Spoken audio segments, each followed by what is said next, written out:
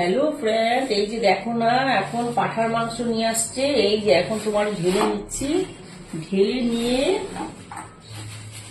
কি করবো বলো তো?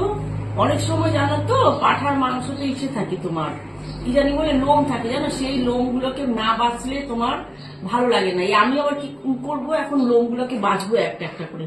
জানো, অনেক লোম থাকে ইসের মধ্যে। আর এটা হচ্ছে রেয়াজি মাংস। দেখো কি সুন্দর,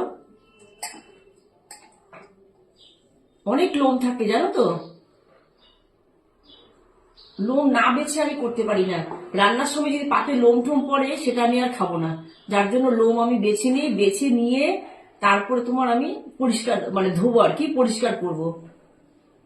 তবে আমার যেখান থেকে মটনটা আনে আর কি, সেখানকার তোমার ভালো থাকে, ফ্রেশ থাকে ওর